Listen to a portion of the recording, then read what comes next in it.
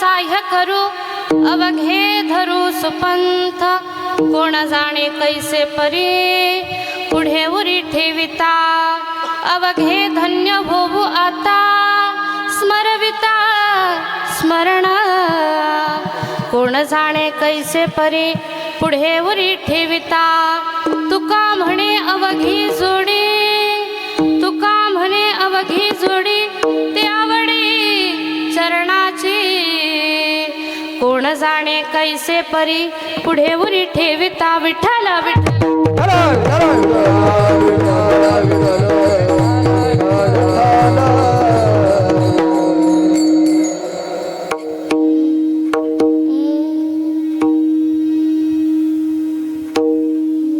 गुरुर्ब्रह्मा गुरुर्विष्णू गुरुर्देव महेश्वरा गुरुर साक्षात परब्रह्म तस्मै श्री गुरुवे नमः वक्रतुंड महाकाय सूर्यकोटि समप्रभ निर्विघ्नं कुरु मे देव सर्वकार्येषु सर्वदा नमः शिवाभ्यां नवयौवनाभ्यां परस्पराश्लिष्टवपूर्धराभ्यां नगेन्द्रकन्या वृषकेतनाभ्यां नमो नमः शंकर पार्वतीभ्यां महायोगपीठे तटे भीमरथ्यां वरं पुंडरीकाय दातु मुनीन्द्रे समागत्य तिष्ठन्तमानन्दकन्दं परब्रह्मलिंगं भजे पांडुरंगं पांडुरंग करू प्रथम नमन दुसरे चरण संततिया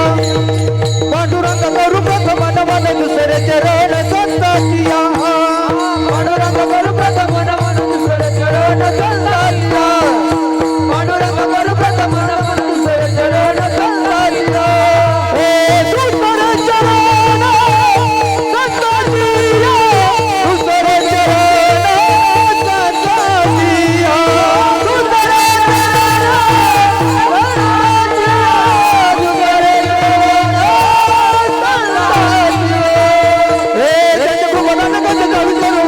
गुरु दास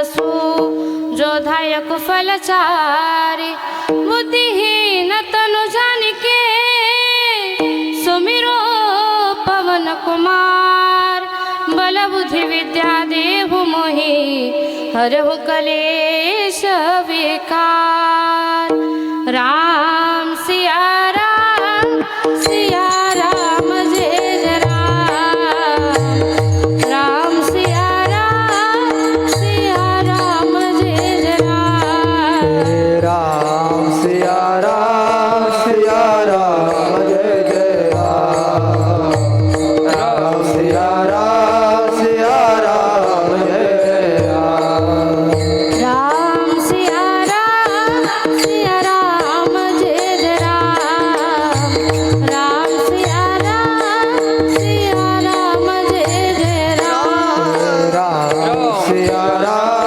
सिया राम जय जय राम राम सिया राम जय जय राम ओ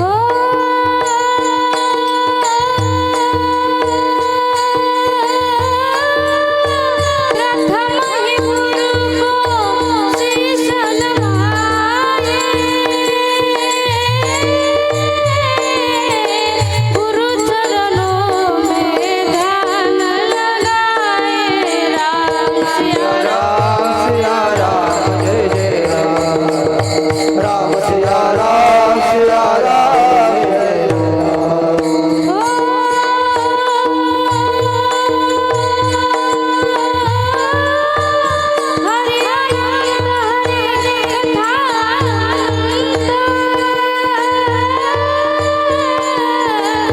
हरि सुनाए बहुविध सब राम सिया राम जय राम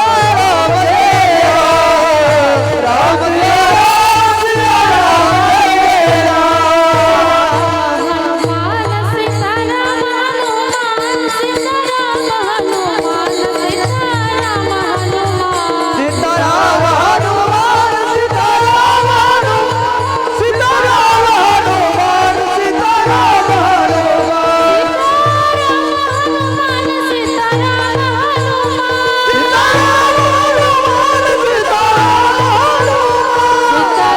हनुमान सीताराम हनुमान सीताराम हनुमान हनुमान सीताराम निवृत्तीनाथाचे चरणी शरण एका जनार्दनी शिवावतार धरून शिवावतार धरून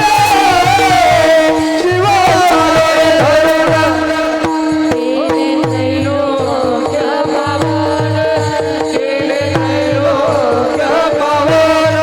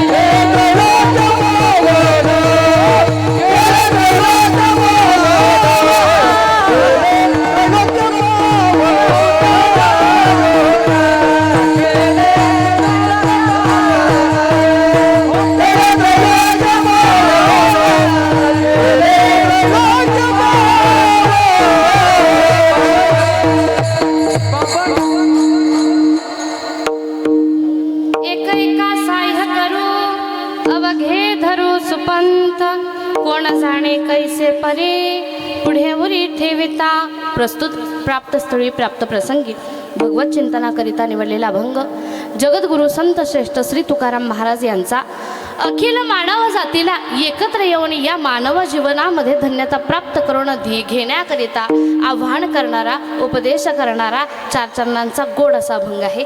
अभंगाची प्रास्ताविकता प्रतिपादित करण्यापूर्वी अल्पसा परिहार देणं गरजेचं आहे. की निमित्तानं तुम्ही आपण सर्वजण आज या ठिकाणी जमलोत थोरा मोठ्यांच्या मार्गदर्शनातून, विशेषतः ज्या कुटुंबाशी मला वाटतं प्रत्येकाचंच एक विशेष असं प्रेमाचं नातं जोडलं गेलं आहे, असं मेधने कुटुंब. आणि या मेधने परिवारातील एक माय माऊली, मला वाटतं आजींना जाऊन, आजी नाही माझ्या पणजी होत्या त्या, 5 वर्ष झाले, तरीही आज 5वं पुण्यस्मरण हे संपूर्ण कुटुंब एवढ्या थाटात साजरं करतं. एकदा जोरदार टाळी वाजवा बरं.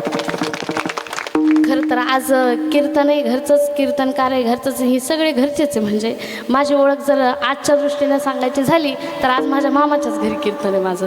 आज माझ्या स्वागताला सुद्धा सगळ्या माझ्या मामाच्याच पोरी होत्या.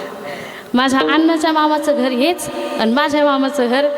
म्हणजे पूर्वीचे संबंध सांगताना, पूर्वीचे प्रेमाचे संबंध सांगताना माझ्या आजीही सांगते आणि आजोबाही सांगायचे.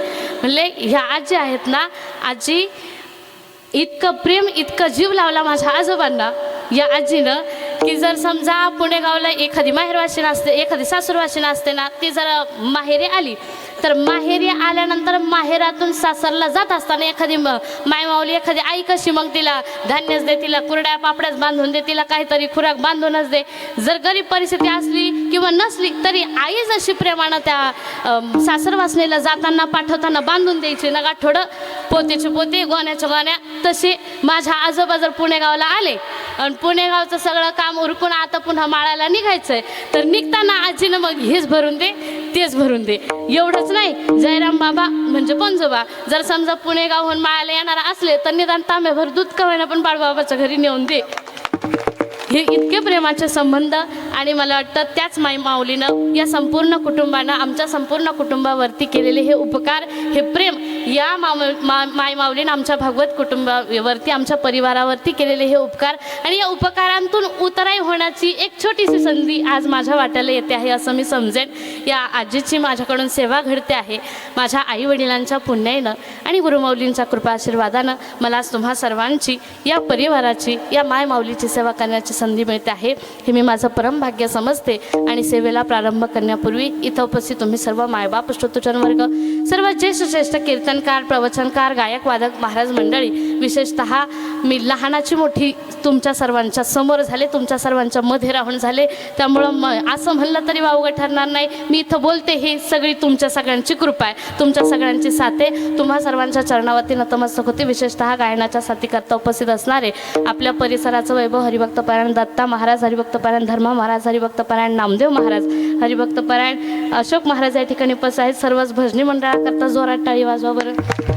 या बाजूला अगदी गुरुस्थानी असणारे हरिभक्तपरायण बाळू महाराज या ठिकाणी उपस्थित आहेत. महाराजांच्याही चरणावरती नतमस्तक होते.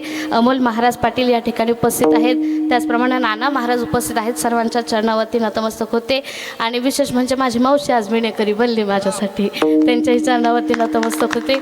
आणि विशेष म्हणजे आपल्या या परिसराला लाभलेले एक गोड महात्मा, एक गोड व्यक्तिमत्व, गोड संत विभूती हरिभक्तपरायण रामकृष्ण बाबा पिंपरखेडकर या ठिकाणी कीर्तनामध्ये, लेकराच्या कीर्तनामध्ये उदारांत करण्यानं बसलात बाबा.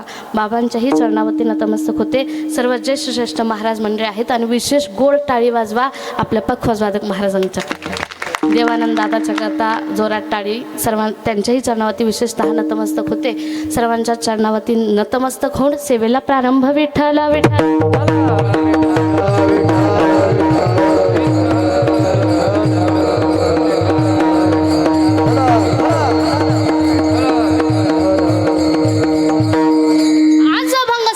निवडलाय तो अभंग आहे जगद्गुरु संत श्रेष्ठ श्री तुकाराम महाराजांचा. आणि पहा, आता जर कोणाचं नाव राहिलं असेल ना तर काही नाही, सगळे घरचेच आहे. अभंग आहे जगद्गुरु संत श्रेष्ठ श्री तुकाराम महाराजांचा. अभंगाचा जर विचार केला, गेल्या 3-4 वर्षांपासून आपण आजीच्या पुण्यस्मरणाचं कीर्तन करतो. सगळे एकाहून एक कीर्तनकार, मी कीर्तन ऐकलेत. मला काय पुण्यस्मरणाचं वर्ष श्राद्धाचं कीर्तन करायची सवय नाही, पण औचित्य असं साधलं किंवा अभंग पुढं ऐकल्यानंतर तुम्हाला ह्या कुटुंबाला किती साजेसा अभंग आहे लगेच लक्षात येईल. पहा तुमच्या आज विशेष सांगते, आज 26 जानेवारी म्हणजे कोणता दिवस? स्वातंत्र्य दिन ना, प्रजासत्ताक दिन. आणि प्रजासत्ताक दिनाचं विशेष काय असेल, आपण प्रजासत्ताक दिनाचं विशेष महत्त्व काय असेल तर समानता, एकात्मता, आणि स्वातंत्र्य दर्शवणारा आजचा दिवस आहे. जर समानता, एकता आणि स्वातंत्र्य दर्शवणारा जर आजचा दिवस असेल तर आजच्या दिवशी मला वाटतं आज प्रत्येकानं, इथं बसलेल्या प्रत्येकानं हा ध्यास घेतला पाहिजे, हा निर्णय घेतला पाहिजे, हा पण केला पाहिजे. एक एका साह्य करू अवघे धरू सुपंथ, म्हणजे खऱ्या अर्थाने एकता, समानता आणि स्वातंत्र्य आपलं अबाधित टिकून राहील. अभंग फार गोडे पहा जगद्गुरु संत श्रेष्ठ श्री तुकोबाराय म्हणतात, तुम्ही आपण सगळे या मानव देहाला जन्माला आलो. या मानव देहाचं खरं सार्थक जर कशामध्ये असेल तर ते भगवत दर्शनामध्ये आहे, भगवत प्राप्तीमध्ये आहे. आपणच परमात्मा स्वरूप होणं हे खऱ्या अर्थानं मानव देहाचं सार्थक आहे.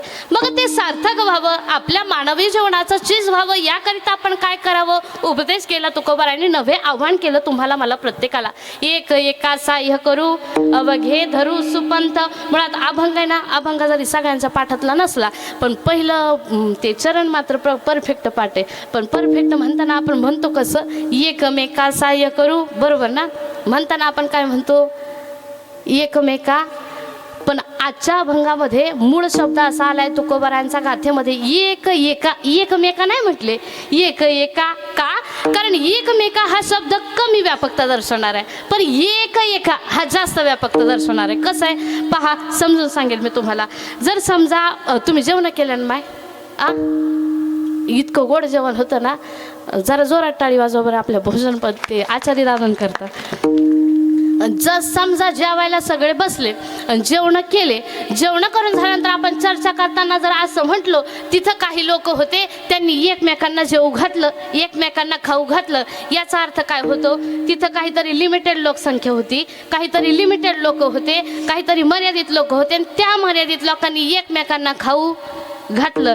पण तेच वाक्य जर आपण असं बोललो, तिथं त्यानं एक आणि एकाला जेव घातलं, म्हणजे काय होतं? तिथं जास्त लोकसंख्या होती आणि तिथला जेव घालताना, त्या पंक्तीवाल्यानं जेव घालताना एक सुद्धा राहिला नाही, एक सुद्धा शिल्लक राहिला नाही जेवायचा. तेव्हा आपण शब्द काय वापरला?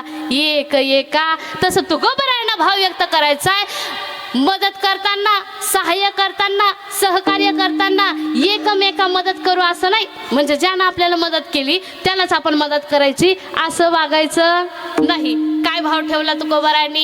एक एका सहाय्य करू. परमार्थाच्या मार्गाला तुम्ही आपण सगळे लागल्यानंतर, भक्ती मार्गाला आपण सगळे लागल्यानंतर ज्यानं आपल्याला मदत केली त्यालाच मदत करायची असा भाव न ठेवता या जगतातल्या प्रत्येक जीवाला आपल्याला आपल्या सोबत घ्यायचंय आणि सुपंथाला, सन्मार्गाला लावायचंय. ही व्यापक विचारधारा जर या जगतामध्ये कोणाची असेल ना तर ती केवळ संतांची. तुमची आमची मानवी वृत्ती जर आता सध्या पाहिलं ना, आपण म्हणतो एक एका सहाय्य करू किंवा एकमेका सहाय्य करू, पण आपली मानवी वृत्ती सध्या, आपली विचारधारा अशी झाली, एकमेका मागे ओढू सगळे जाऊ खड्ड्यात. माझं बोलणं कळतं तुम्हाला? तुम्हाला ते जेवण करून झोपा नाही लागल्या? बरोबर आहे माझं बोलणं? आता सध्या एकमेका मागे ओढू सगळे जाऊ, सगळे खड्ड्यात जायला नको म्हणून तुकोबारायांनी वेळीचं आव्हान केलं. अवघे धरू सुपंथ. सुपंथ धरण्याकरता एक एका सहाय्य करू अवघे धरू सुपंथ. आजच्या अभंगामध्ये अवघे अवघे अवघे तीनदा शब्द आला. अवघे धरू सुपंथ, तुका म्हणे अवघी जोडी किंवा अवघे धन्य होऊ आता. अवघे अवघे अवघे तीनदा शब्द वापरला. ज्या अर्थी तुकोबाराय तीनदा तीनदा पुन्हा पुन्हा अवघे अवघे शब्द वापरतायत, त्या अर्थी अवघे शब्दाचं सुद्धा तेवढं विशेषत्व असलं पाहिजे. मुळात आता सध्या आपल्या प्रत्येकाच्या डिक्शनरीतून अवघ्या हा शब्दच डिलीट झालाय. अवघ्या हा शब्द राहिलाच नाही. साधं आपण घरामध्ये राहतो, एखाद्या कुटुंबामध्ये राहतो, खरं तर हे कुटुंब इतकं गोड आहे ना. पहा, अभंग निवडताना सुद्धा म्हणजे माझं ते लगेच चिंतन करताना लक्षात आलं की तुकोबारायांनी तेव्हा अभंग लिहिला, पण या कुटुंबाचा आदर्श समोर ठेवून लिहिला. एक एका सहाय्य करू. तुम्ही जर नीट निरीक्षण केलं असेल ना, कुठेही कार्यक्रम असू द्या, कुठेही कीर्तन असू द्या, कुठेही सप्ताह असू द्या, आपले पुंडलिक अण्णा आणि केदू बाबा एकाच गाडीवर बसून येतील.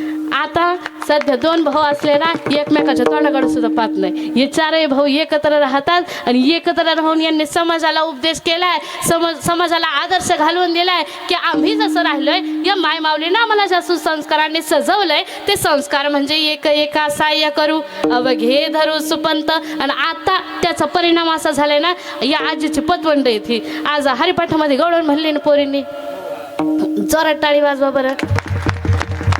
परिणाम कशाचा परिणाम? एक एका सहाय्य करू अवघे धरू सुपंथ. विठ्ठल विठ्ठल.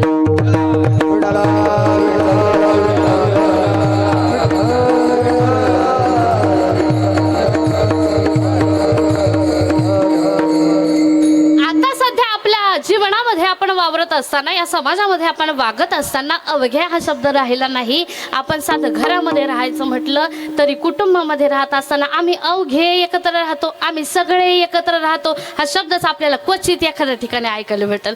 पण कुटुंबामध्ये राहताना सुद्धा स्वार्थी भाव आपल्या अंतःकरणामध्ये निर्माण झालाय. हम दो हमारे दोन सुद्धा नाही, आता एकच, म्हणजे जास्त कुणाला आपल्यामध्ये सामावून घेण्याची वृत्ती आता सध्या आपल्यामध्ये राहिलेली नाही.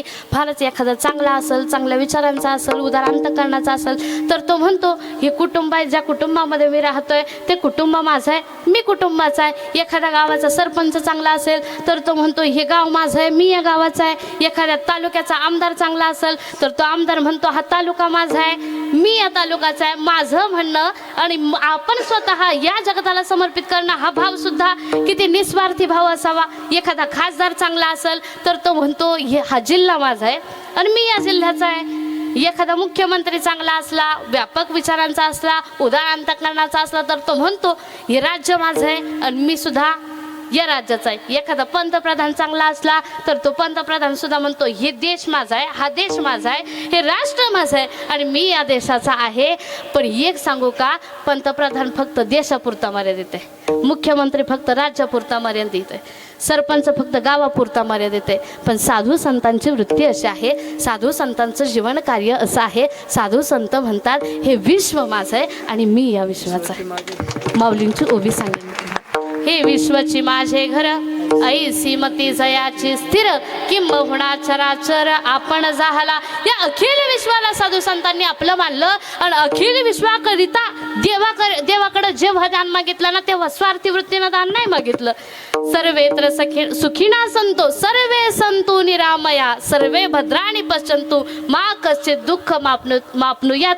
हे देवा, तुला वाटत असेल ना काही द्यावं, काही करावं तर हेच कर. या जगतातले सगळे निरामय, सगळे आरोग्यमय, सगळे सुखी आनंदी राहू दे. आपण मागू का हो? आपण मागू का असं? देवाकडे मागताना आपल्याला स्वतःकडे स्वतः करता मागताच वेळ पुरत नाही. ज्ञानोबा सगळ्या साधू संतांचा आपण संत साहित्य विचार केला ना, पाहिला ना, अवघ्या हा शब्द किती वेळा आपल्याला पाहायला मिळेल. अवघाची संसार सुखाचा करीना, अवघाची संसार सुखाचा करीना, अवघाची संसार सुखाचा करीना, अवघाची संसार सुखाचा करीना, अवघाची संसार सुखाचा करीना, अवघाची संसार सुखाचा करीना, अवघाची संसार सुखाचा करीना, अवघाची संसार सुखाचा करीना. आनंद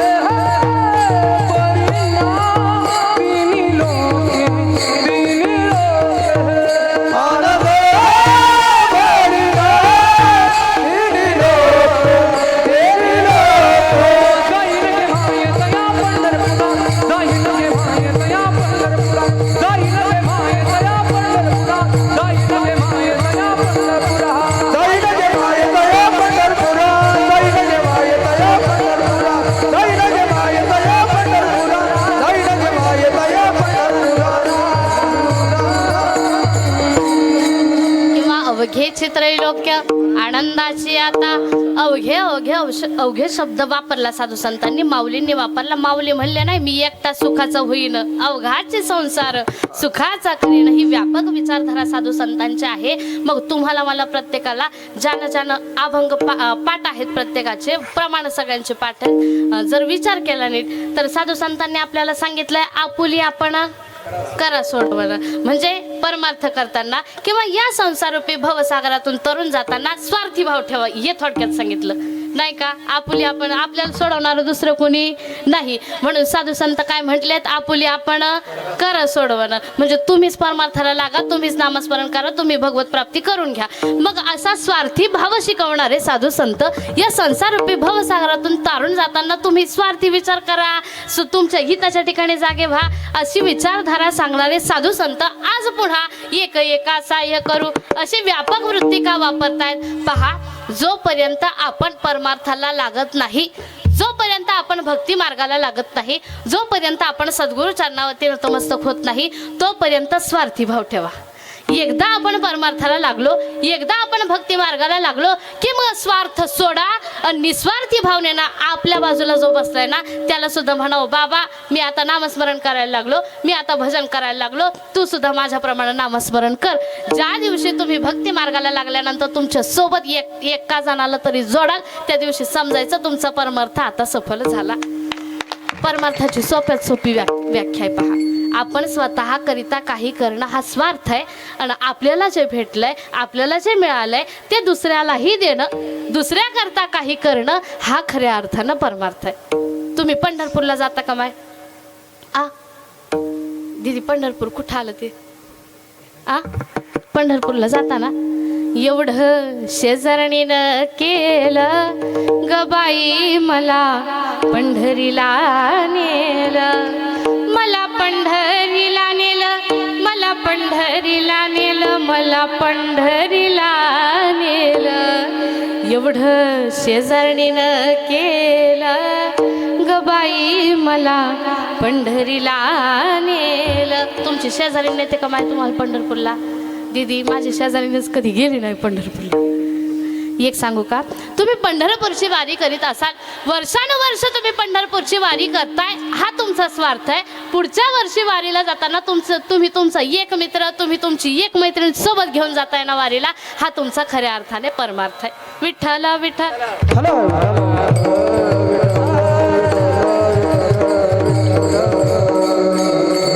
भारताच्या पूर्व इतिहासामध्ये पुराणांमध्ये एक सुंदर कथा सांगितली जाते. सहाय्य करू एका सहाय्य करू, एवढंच सांगायचं मला तुम्हाला.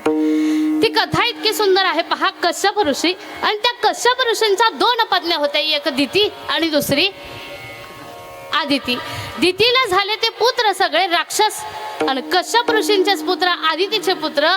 कश्यप ऋषी आणि दितीचे ते सगळे राक्षस आणि कश्यप ऋषी आणि आदिती हिचे पुत्र ते सगळे देव.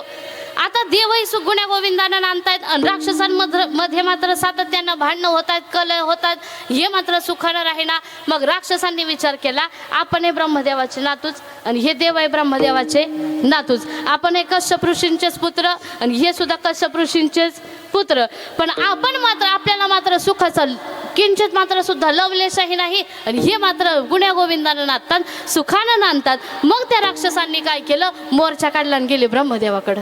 ब्रह्मदेवाकडे गेले आणि ब्रह्मदेवाला सांगितलं या सगळ्या राक्षसांनी. म्हणले, ब्रह्मदेवा तुम्ही हे बरोबर केलं नाही. काय केलं? म्हणले, आम्ही तुमचेच नातू आणि ते आदितीचे पुत्र सगळे देव, ते देव सुद्धा तुमचेच नातू, पण ते मात्र सुखानं गुण्या गोविंदानं राहतात आणि आमच्या वाट्याला मात्र कायम कायम दुःखच, आमच्यामध्ये मात्र नेहमी नेहमी भांडणं कलह होतात आणि आम्ही काही सुखानं नांदत नाही. मग काहीतरी उपाय सांगा, काहीतरी असं वरदान द्या की आम्हालाही देवांसारखं सुख लाभेल. ब्रह्मदेवाच्या सगळी गोष्ट लक्षात आली.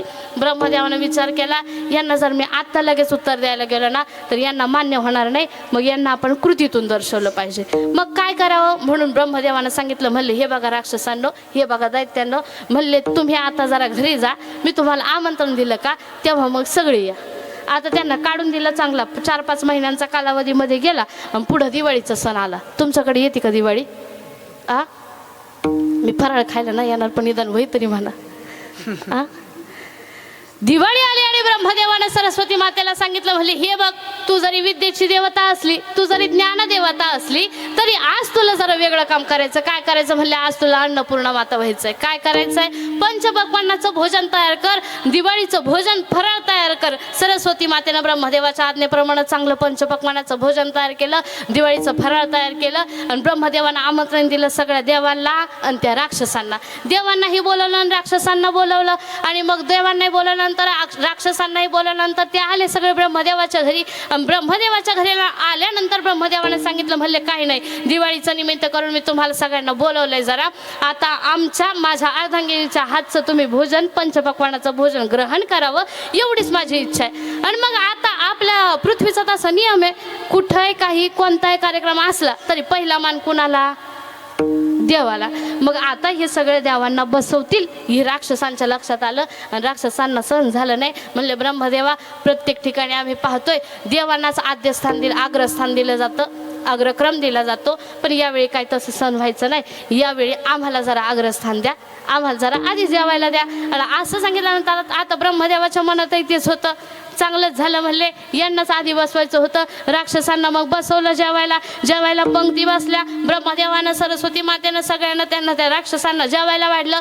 जेवायला वाढल्यानंतर आता पंचपक्वान्नाचं भोजन, पंचपक्वान्नाचं ताट समोर आहे, दिवाळीचं चांगलं फराळ समोर आहे. आणि सगळ्या पंक्ती बसल्यानंतर ब्रह्मदेवानं सांगितलं म्हणले, हे बघा तुम्ही आज माझ्या घरी पाहुणे म्हणून आलात, तुम्हाला पाहिजे तेवढं खा, पाहिजे तेवढं तृप्त व्हा, पाहिजे तेवढं वेळ जेवा, पण अट असे एकच अट आहे. म्हणले काय अट? काय नाही, जेवण करताना हात कोपरात वाकवायचा नाही. खरं खरं सांगा बरं, तुम्ही जेवण केले ना? हात कोपरात वाकल्याशिवाय जेवता येतंय का? पण हे राक्षस कधी काय लीला करतील, किती चिटिंग करतील याचा तपासच नाही. म्हणून ब्रह्मदेवानं काय केलं, यांना जरी सांगितलं ना कोपरात हात वाकवायचा नाही, मग तरी हे कोपरात हात वाकवतील. मग या राक्षसांच्या ना हाताला इथून इथपर्यंत अशी सरळ काठी बांधली. आणि काठी बांधल्यानंतर आता ब्रह्मदेवानं सांगितलं म्हणले, एवढीच माझी अट होती, आता तुम्ही जेवण सुरू करा, आता तुम्ही भोजन सुरू करा. भोजन सुरू केलं आणि मग आता राक्षसांना प्रश्न पडला, हात तर कोपरात वाकवता येणार नाही कारण हाताला काठी बांधलेली आहे. अटच आहे तशी की हात कोपरात वाकवायचा नाही, जेवण करायचं. मग राक्षसांनी काय केलं, पात्र जरा त्या पत्रवाळ्या अशा पुढं सरकवल्या, ते जरा मागं सरकून बसले. ताटातून पत्रवाळीतून एक एक पदार्थ उचलताय आणि तिथूनच असा फेकताय, कुणाच्या कपाळावर, कुणाच्या दाढीवर, कुणाच्या मिशीवर, चुकून एखादा गेला तर गेला तोंडात. आणि असं सगळं इकडे हा भोजन सोहळा सुरूच असताना ब्रह्मदेवानं पाहिलं, सगळ्या देवांनी हे पाहिलं. आणि ब्रह्मदेवानं आता जरा अर्धा तास झाला, पाऊण तास झाला, 1 तास झालं, यांचं भोजन काय उरकेना. म्हणून ब्रह्मदेवानं सांगितलं म्हणले, बाद झाला आता, देव म्हणले भुका लागल्या, तुम्ही उठा म्हणले, तुमची वेळ संपली. आणि उठा म्हणल्यानंतर आता हे ब्रह्मदेवाला शिवाय देतच उठले. आणि उठल्यानंतर मग ब्रह्मदेवानं सांगितलं, आता ब्रह्मदेवानं सांगितलं देवांना की तुम्ही आता बसा जेवायला. देव सगळे जेवायला बसले. आणि ह्या राक्षसांनी सांगितलं म्हणले, हे बघा ब्रह्मदेवा, आम्हाला जशी अट घातली होती ना तशीच यांना सुद्धा घालायची. काय करायचं म्हणले, देवांनाही सांगा हात कोपरात वाकवायचा. ब्रह्मदेवानं अट सांगितली आणि देवानं पंक्तीचा पॅटर्नच बदलला. सगळे एकमेकाच्या, तर तुम्ही पंक्तीला बसताना एकमेकाच्या तोंडासमोर तोंड करून ती देवांनी आपल्याला प्रथा घालून दिली. पण देवांनी एकमेकाला खाऊ घातलं होतं. आपण एकदा खाली डोकं घातलं का समोरच्याकडं पाच सुद्धा नाही, इतकी स्वार्थी आपण. देवानं ते सगळे देव एकमेकाच्या समोर तोंड करून पंक्ती घातल्या, पंक्ती बसल्या, सगळं भोजन वाढण्यात आलं. आणि भोजन वाढण्यात आल्यानंतर मग जशी अट राक्षसांना सांगितली होती तशीच अट यांनाही सांगितली. आणि राक्षसांनी मग यांच्या हाताला अशा काठ्या बांधून दिल्या देवांच्या हातांना. म्हणले यांनी सुद्धा चुकून चिटिंग करून हात कोपरात वाकवायला नको. आता देव सगळे जेवायला सुरुवात केली, जेवायला बसले. आणि मग यांनी एक युक्ती केली, समोरासमोर बसलेले ना, इकडच्या देवानं समोरच्या देवाला विचारायचं, तुम्हाला कोणता पदार्थ आवडतो? तो पदार्थ उचलायचा आणि त्याच्या हळूच तोंडात घालायचा. समोरच्यानं इकडच्याला विचारायचं, तुम्हाला कोणता पदार्थ खायचा आहे? समोरच्यानं सांगितलं का त्याला बरोबर तो पदार्थ. काल्याच्या अभंगामध्ये, काल्याच्या कीर्तनामध्ये आपण एक प्रमाण म्हणतो, पहा आठवतंय का तुम्हाला? एकमेका सुखे घालो देवमुखी, सुखे घालू हुंबरी.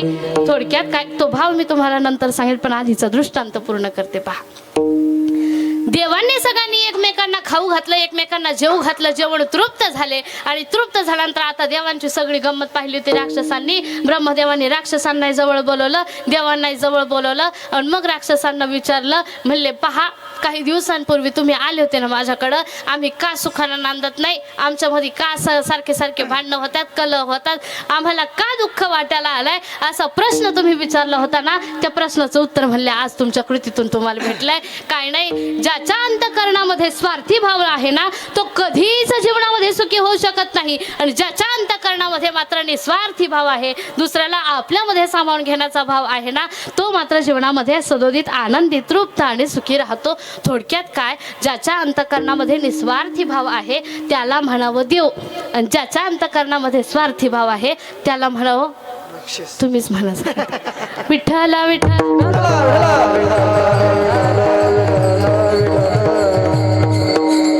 आपण अखंड हरिनाम सप्ताह साजरा करतो. सगळा सोहळा झाल्यानंतर शेवटच्या दिवशी आपण प्रसाद घेतो काल्याचा. काल्याचा प्रसाद घेताना सुद्धा महाराजांनी तत्व सांगितलं, नियम सांगितला.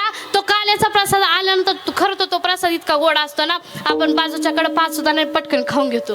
पण तो प्रसाद खाताना नियम असा सांगितलं, एकमेका देऊ मुखी सुखे घालू हुंबरी. थोडक्यात तो प्रसाद म्हणजे केवळ दया लाह्यांचा प्रसाद नसून आपण जी देवाची परमात्म्याची प्रभूची सेवा केली 7 दिवसांमध्ये, त्या सेवेच्या बदल्यामध्ये परमात्म्यानं दिलेला तो प्रसाद असतो. मग ते भक्ती सुख, तो प्रसाद एकटेच खाऊ नका असं म्हटले साधू संत. तो प्रसाद, ते भक्ती सुख तुम्ही वाटून खा, म्हणजे तुमचा आनंद द्विगुणित होईल. साधू संतांनी तेच केलं. सेवितो हा रस वाटितो अनिका, घ्या रे भुवू नका राण भरी. साधू संतांनी हे सगळे आपल्याला घालून दिलेत.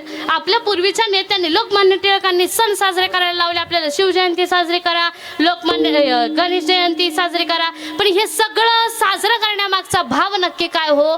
शिवजयंतीच्या निमित्तानं, गणेश जयंतीच्या निमित्तानं हे सगळे एकत्र येतील आणि डीजेवर गाणे लावून नाचतील काय? त्या निमित्तानं हे सगळे एकत्र येतील. अखंड हरिनाम सप्ताहाच्या नामयज्ञाच्या अनुषंगानं, त्या निमित्तानं हे सगळे एकत्र आले की एकमेकाच्या विचारांची देवाणघेवाण करतील. एकमेकांच्या विचारांची देवाणघेवाण झाली की योग्य मार्गाला, सण मार्गाला लागतील आणि धन्यतेला प्राप्त होतील. हाच भाव सांगतायत अभंगाच्या पहिल्या.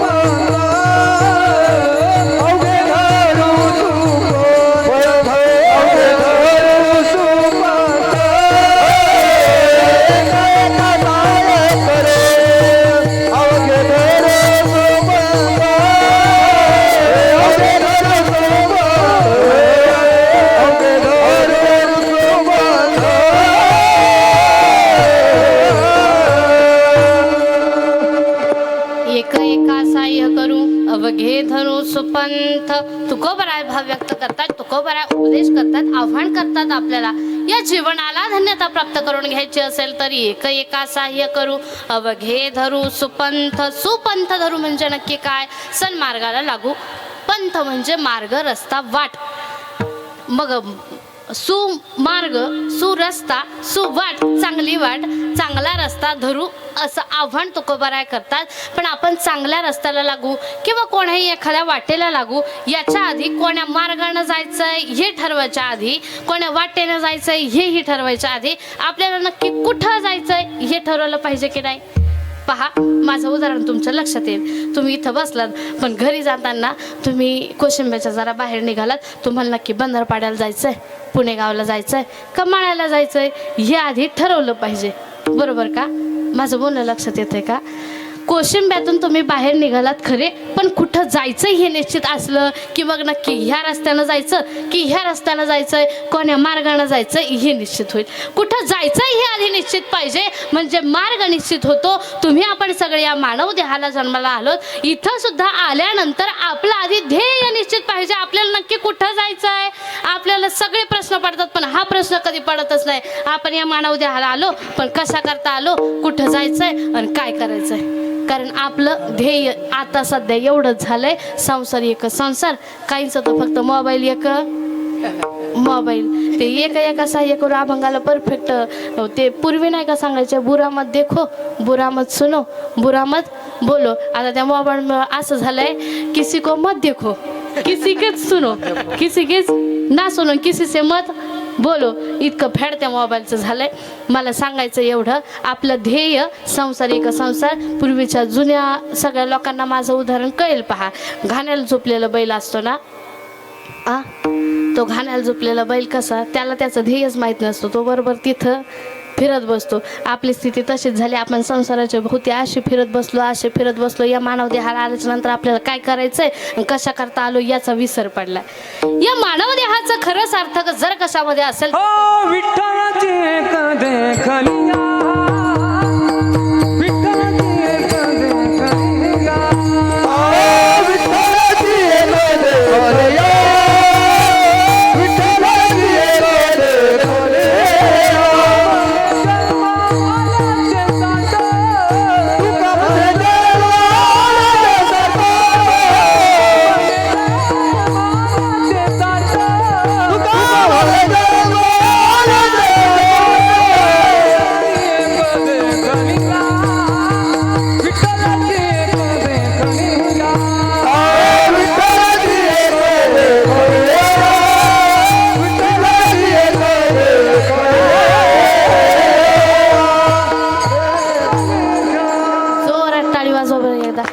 इतकं समर्पक आणि परफेक्ट प्रमाण दिले.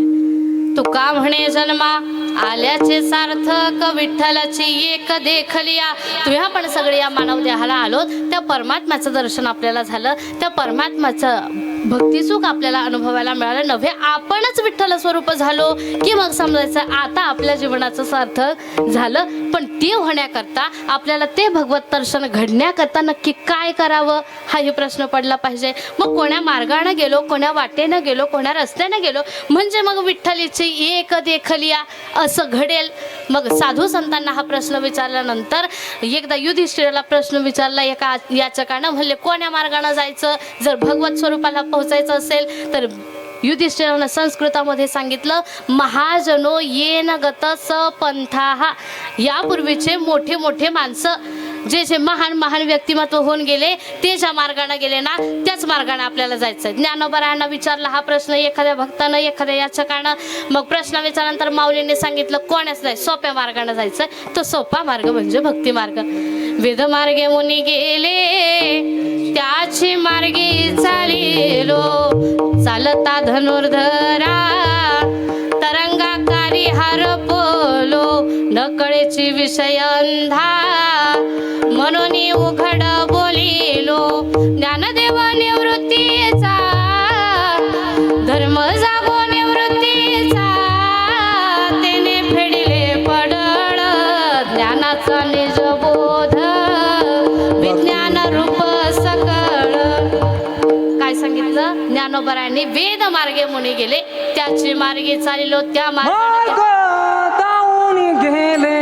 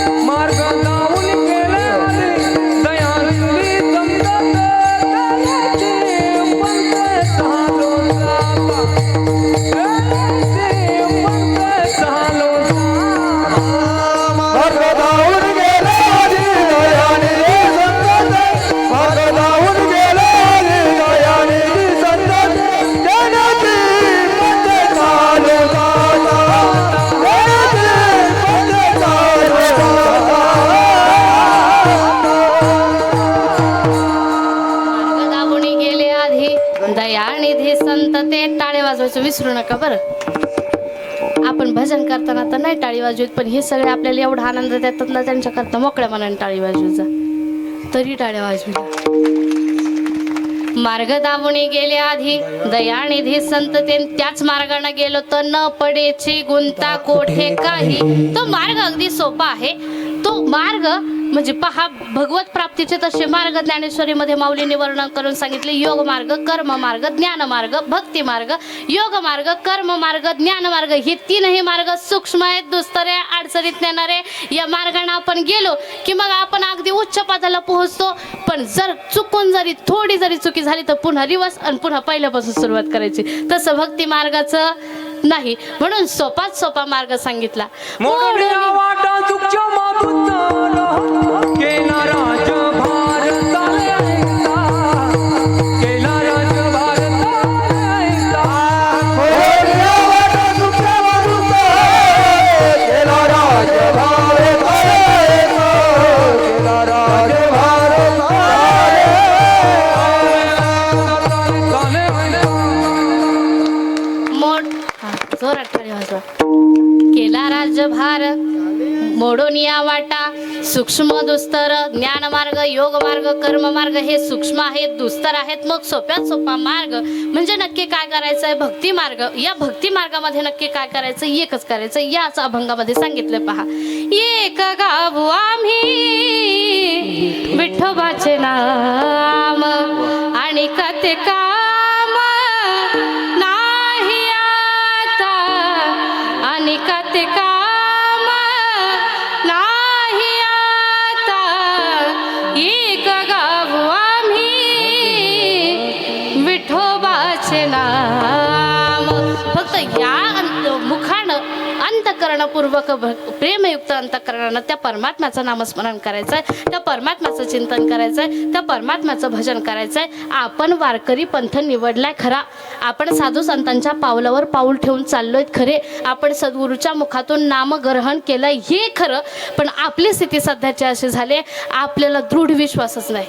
इतका विश्वास असावा आपल्या सद्गुरूच्या बाबतीत, इतका विश्वास असावा आपल्या नामसाधनेवरती की त्याच्याशी इतकं एकनिष्ठ असावे की याच्यापेक्षा श्रेष्ठ असं दुसरं कोणतं नाहीच, इतकं एकनिष्ठ असावं. आपली सध्याची स्थिती अशी झाली. एक उदाहरण सांगते मी पहा, मला आठवलं म्हणून. एक साधक आपल्या सद्गुरूंच्याकडे गेला आणि सद्गुरूंच्याकडे गेल्यानंतर सद्गुरूंना प्रश्न विचारला. म्हणले, गुरुदेव आता श्रावण महिना येतोय, मग श्रावण महिन्यामध्ये भगवान शिवजींचा महिना येतो, मग श्रावण महिन्यामध्ये पहिल्या दिवसापासून शेवटच्या दिवसापर्यंत रोज बेलाच्या पानाचा 108 बेलाच्या पानाचा अभिषेक पिंडीवरती करीन असा माझा निर्णय झालाय.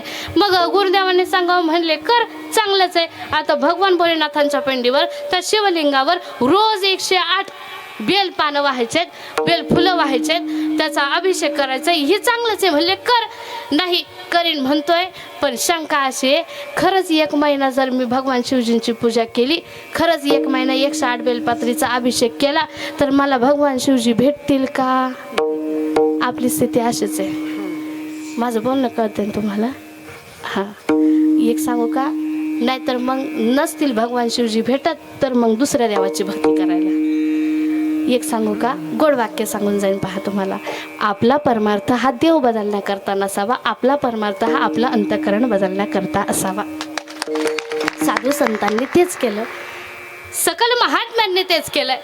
इतकी दृढ भक्ती, इतका दृढ विश्वास आपण आपल्या भक्ती मार्गाशी, आपल्या सद्गुरूशी, आपल्या इष्ट देवतेशी इतकं एकनिष्ठ असावं. मुळात देवाची भक्ती करताना ना शहाणपणानं मी लय हुशार आहे, मी लय अनुभवी, मी लय मोठा आहे असं म्हणून करायचीच नाही. देवाची भक्ती करताना मी लहान बालक आहे, मी लहान बाळ आहे असं म्हणून करावी. म्हणजे भक्ती अगदी निस्वार्थ भावनेनं निर्मळ अंतःकरणानं घडते. देवाकडे जाताना मी हुशार आहे, मला येतं, मला माहिती आहे असं म्हटलं की देव मग अजूनच परीक्षा घेतो. तो पांडुरंग तर असा आहे, भगवान शिवजी तरी थोड्याशा आर्जवानं थोड्याशा पूजेनं प्रसन्न होणारे. भगवान शिवजी म्हणजे भोळ्यांचे शिरोमणी, शिवभोळा चक्रवर्ती. भगवान शिवजींची पूजा करताना जास्त काही लागतच नाही, फक्त एक बिलीपत्रम, एक पुष्पम, एक लोटा, झलकी धार किंवा पूजा केवळ बहु बहु सोपे ही पद्धत भगवान शिवजींची. पण पांडुरंगाची भक्ती करायला गेलो ना, आपण जर शहाणपणा केला, थोडा जरी अहंकार केला, थोडा जरी गर्व आला, तर तो पारा आपली परीक्षा घेऊन घेऊन आपल्याला पिळून पिळून मगच जवळ घेतो. त्याच्यामुळे त्याच्याकडे जाताना, त्याची भक्ती करताना बालक बनून जावं, लहान लेकरू बनून जावं. का? कारण पहा, लहान लेकराचं अंतःकरण जेवढं शुद्ध असतं ना, जेवढं निर्मळ असतं ना, तेवढं आपलं असत नाही. मोठ्या माणसाचा असत नाही, दुसऱ्या विषयीचा द्वेषाच आहे, स्वतः विषयीचा अहंकाराच आहे. पण लहान लेकराला जर तुम्ही लहान वयात सांगितलं ना, माय का हा देव आहे, हे तुझे सद्गुरू आहेत, तुला यांचं ऐकायचंय, आज जीवन मरेपर्यंत त्या लेकराच्या मनावरती ते इतकं ठाम रुजवलं जातं ना, तो भक्ती करताना आपण तरी डगमगू, पण ते लहान लेकरू डगमगत अजिबात डगमगत नाही. नामदेव महाराजांना देव भेटला मोठं झाल्यावर नाही, लहान लेकरू होते, ते लहान लेकरू होते. शुद्ध अंतःकरणामध्ये भाव होता, आपले पिताश्री याला जेवू घालतात आणि हा जेवतो. ज्या अर्थी त्यांच्या हातून जेवतो, त्या अर्थी माझ्या हातून जेवलंच पाहिजे. आपली स्थिती अशी आहे, आपल्या लेकरा आपण जर जेवायला बसायला घेतलं ना, आपण लेकराला निवदाचं ताट देतो भरून, आणि देवाला ते लेकराला आपण काय सांगतो, याला जेव घाल असं म्हणत नाही, आपण काय म्हणतो, देवाला नैवेद्य दाखवून ये. आपली सुद्धा स्थिती अशी आहे की आपल्याला कन्फर्म माहिती आहे, आपल्याला दृढ विश्वास आहे, हा कुठं जेवत असतो का, याला फक्त दाखवान बसा आपलं जेवायला. तसं नामदेव महाराजांना त्यांच्या माऊलीनं सांगताना दाखवून ये असं म्हणले नाही, देवाला भोग लावून ये, देवाला जेवू घालून ये. तसं एक राजस्थानची भक्त होती कर्माबाई, तिचं नाव. एवढूशीच आहे, एवढंसं लेकरू आहे आपल्या ह्या समूसारखी, एकदम एवढंसं लेकरू. आणि त्या लेकराला सांगितलं, म्हणले आज आम्ही गावाला जातोय, देवाला भोग लावण्याची, देवाला भोजन खाऊ घालण्याची जबाबदारी तुझ्यावर. आता राजस्थानमध्ये ती पद्धतच आहे देवाला भोग लावण्याची नित्य नेमानं. आणि आता त्या कर्माबाई नावाच्या त्या संत, त्यांनी काय केलं, महिला संतांमध्ये त्यांचं नाव गणलं जातं. पहा, त्या कर्माबाईनं काय केलं, आपले माता पिता घरी नाहीत, मग देवाला श्रीकृष्णाला भोजन खाऊ घालायचंय, मग काय खाऊ घालावं, काय बनवावं. आता एवढंसं लेकरं, ते आपल्या लहान लेकरांचा तसा नियम किंवा फिक्स असतं, जर घरात कुणी नसल तर बनवायचा सोप्यात सोपा पदार्थ कोणता, खिचडी भात. या कर्माबाईनं तेच केलं, खिचडी भात बनवायला घेतला, खिचडी भात बनवायला टाकला.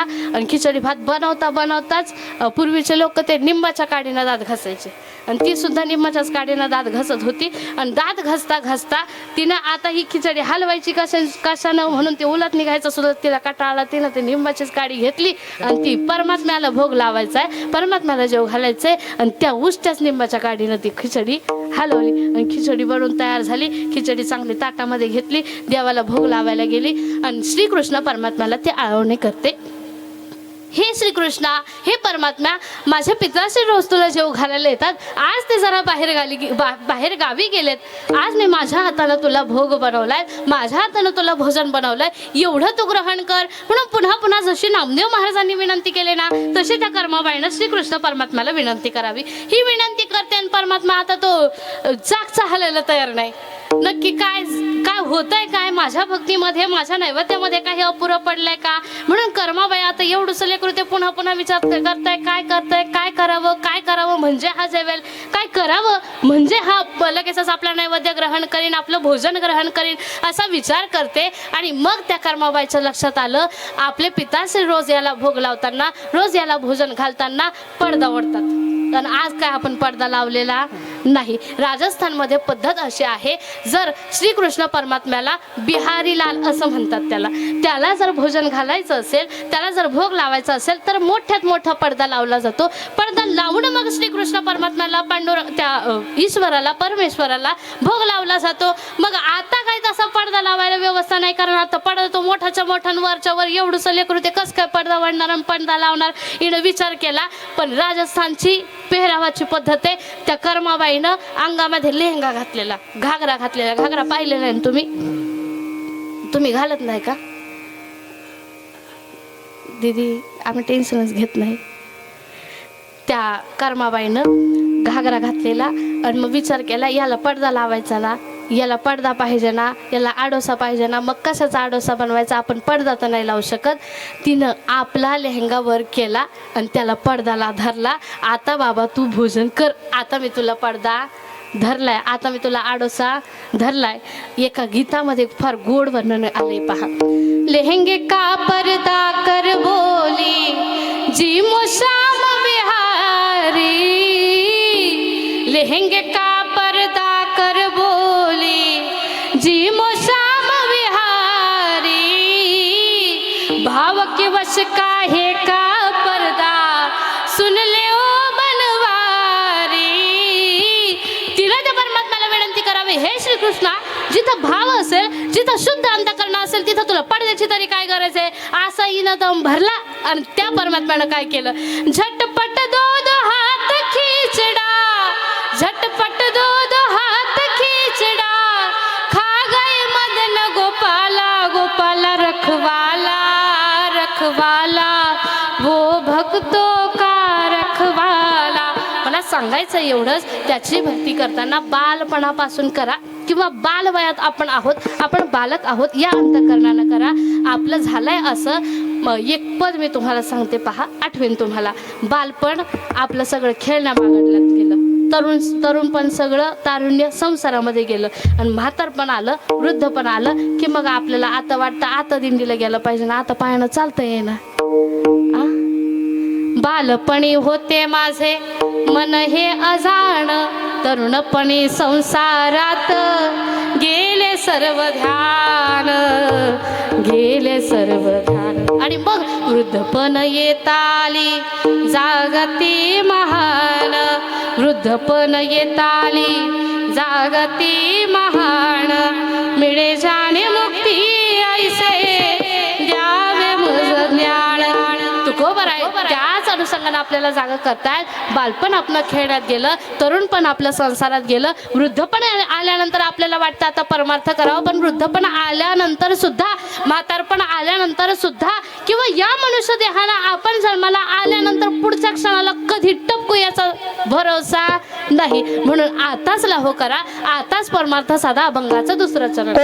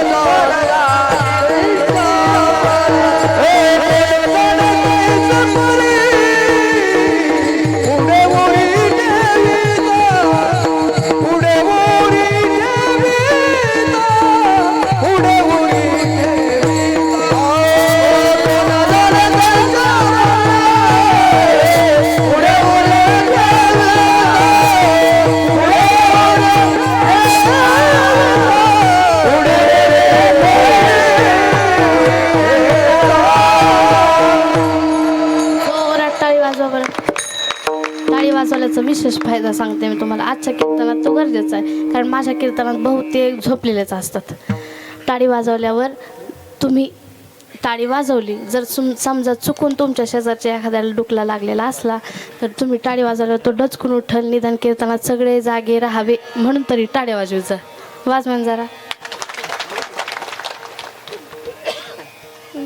कोण जाणे कैसे परी पुढे उरी ठेविता, तुकोबराय भाव व्यक्त करतायत. आपण या मानव देहामध्ये जीवन जगत असताना पुढं आपल्याला किती काळ वाढून ठेवलाय, किती काळ उर्वरित राहिलाय याचा भरवसा नाही, या देहाचा भरवसा नाही.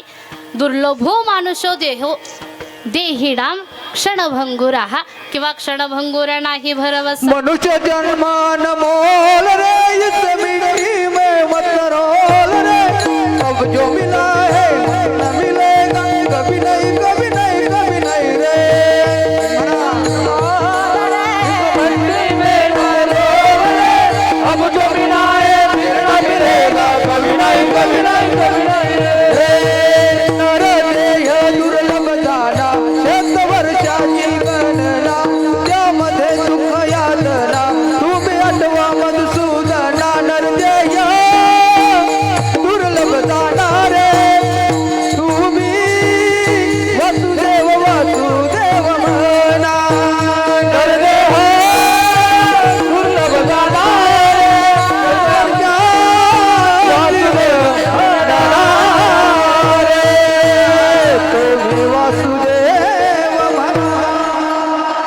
टाळी वाजवा. कोणी लगेच जाऊन आले असेल पिक्चर मध्ये. नरदेह दुर्लभ जाणा शतवर्षाची गणना, त्यामध्ये दुःख यातना तुम्ही वासुदेव वासुदेव म्हणा. त्याआधी एक प्रमाण दिलं हिंदीतलं. मनुष्य जनमान मोल रे भाई माटी में ना रोल रे, अब जो मिला है फिर ना मिलेगा कभी नहीं कभी नहीं कभी नहीं रे. हा मनुष्य देह सुद्धा आता मिळाला पुन्हा मिळेलच याची गॅरंटी. मागता हा नाही मनुष्य जन्म, मागता हा नाही मनुष्य जन्म, मागता हा नाही मनुष्य जन्म, मागता हा नाही मनुष्य जन्म.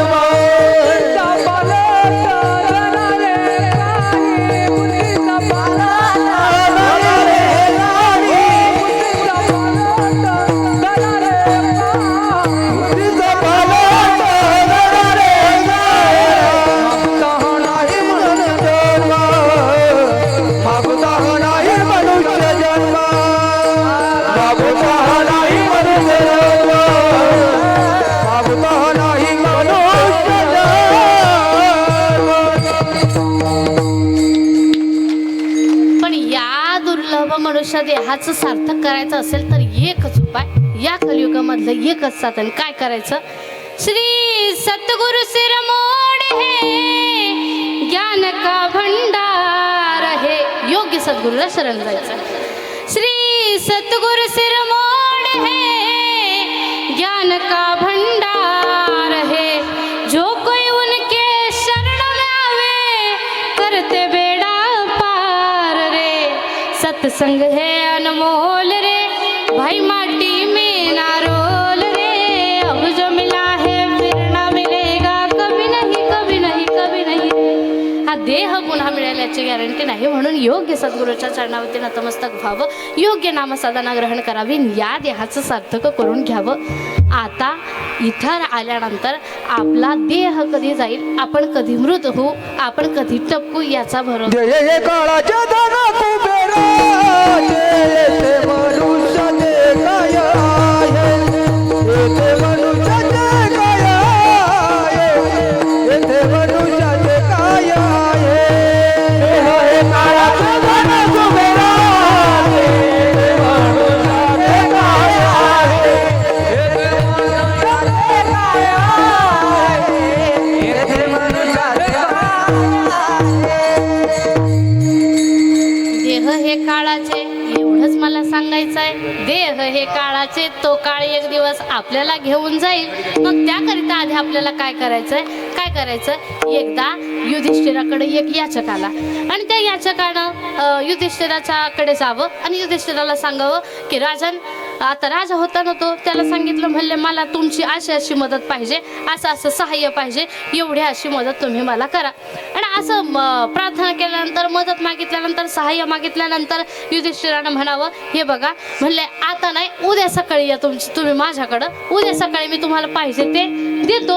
आणि असं सांगितल्यानंतर तो याचक आता युधिष्ठिराच्या दालनातून, युधिष्ठिराच्या त्या खोलीमधून बाहेर निघाला आणि त्या याचकाला बाहेर येताना पाहिलं भीमदादानं पाहिलं आणि भीमदादानं त्या याचकाला जवळ बोलवलं. म्हणले काय रे, कसा करता आला होता, त्याची जरा चौकशी केली. काय नाही म्हणले, युधिष्ठिर राजाकडे आलो होतो, धर्मराजाकडे आलो होतो, मला अशी मदत हवी होती. आणि ती मदत मागितल्यानंतर मग काय म्हणले दादा काय म्हटलं, असं भीमदादानं प्रश्न विचारला. काय म्हणले धर्मराजा, काय नाही, धर्मराजानं सांगितलं आता नाही, उद्या सकाळी या, उद्या सकाळी आलो की मग ते मला ती मदत करणार आहेत. असं ते याचकाचं बोलणं ऐकलं आणि भीमदादानं काय केलं, युक्ती केली. म्हणजे जरा आडवं वागणं होतं भीमदादाचं. काय केलं, गल्लीमध्ये जाऊन उभे राहिले, नगारा घेतला हातामध्ये, नगारा वाजवायला सुरुवात केली आणि नगारा वाजून दवंडी देतात, जोराने आरोळ्या ठोकतायत. म्हणले आमच्या धर्मराजानं, आमच्या युधिष्ठिर दादानं काळावर विजय मिळवला. आता हे भीमदादाचं बोलणं म्हणजे आडवं बोलणं होतं. सगळी गर्दी जमा झाली आणि युधिष्ठिराच्या लक्षात आलं. म्हणले हा काय गर्दी करतोय, काय झालं रे, काय नाही. म्हणले दादा तुम्ही काळावर विजय मिळवला. काय झालं, काय नाही, तुमच्याकडे हा याचक आला होता ना, याचकाला तुम्ही काय सांगितलं, उद्या सकाळी ये. ज्या अर्थी तुम्ही याला उद्या सकाळी बोलवलं त्या अर्थी तुम्ही उद्या सकाळपर्यंत जिवंत राहणार आहे, याची गॅरंटी तुम्हाला. म्हणजे तुम्ही काळावर विजय. युधिष्ठिराच्या चूक लक्षात आली. धर्मराजा गुपचूप खोलीत गेले. त्या याचकाला जे सहाय्य लागत होतं, जी मदत लागत होती ती मदत लगेचच केली. कबीरदास महाराजांनी गोड दोहा लिहिला पहा. कल करे सो आज करे सो पल में परलय होएगी, बहुरी करेगा कबीरा, बहुरी करेगा कब.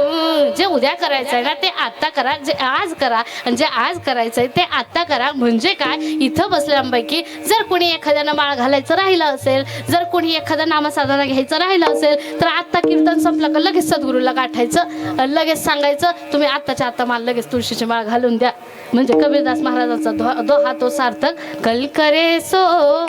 कारण या जीवनामध्ये, या मृत्यू लोकामध्ये सद्गुरूच असे आहेत जे स्वतःही नामस्मरण करतात, स्वतःही धन्यतेला पोहोचतात आणि आपल्याकडून सुद्धा नामस्मरण करून घेऊन आपल्याला सुद्धा धन्यतेला पोहोचवतात. अभंगाचं तिसरं धन्य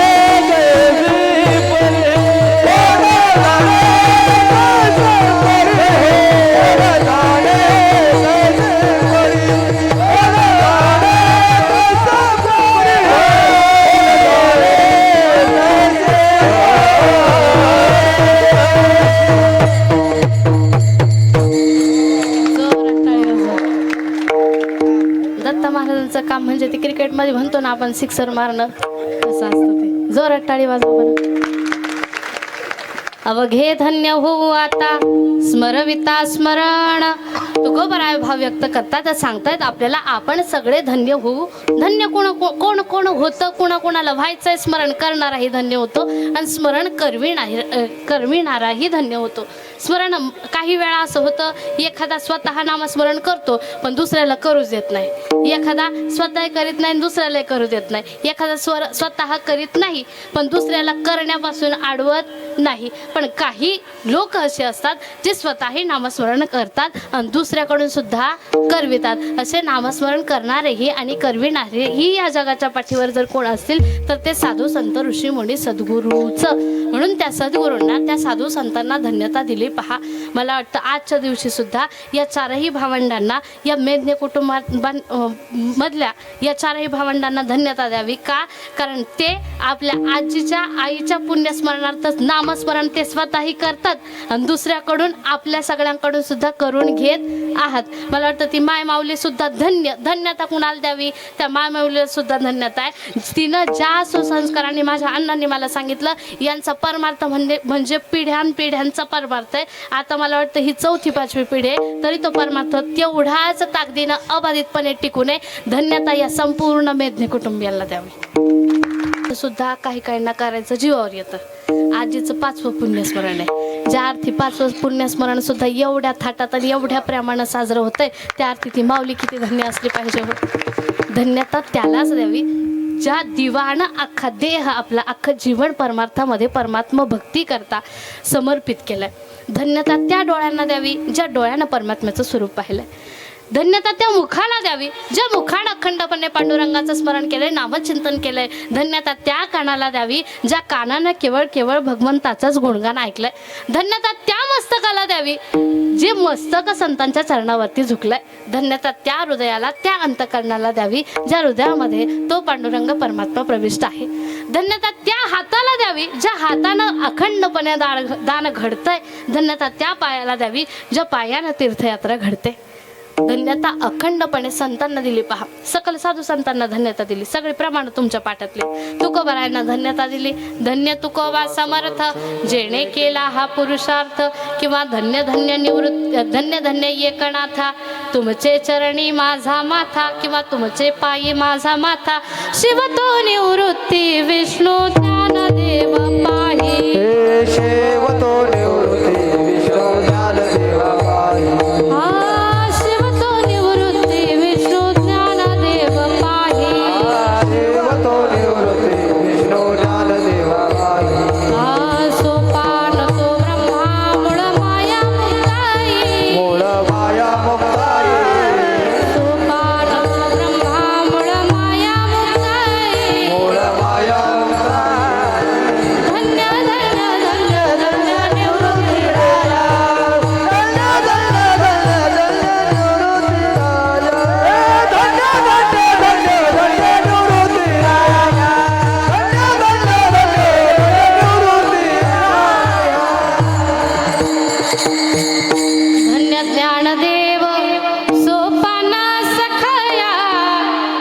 ज्ञानदेव सोपाना सखया. धन्य धन्य धन्य धन्य निवृत्ती राया.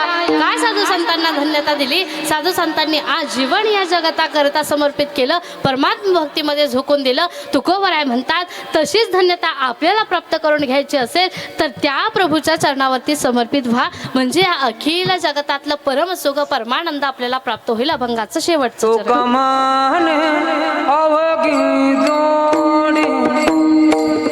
तुका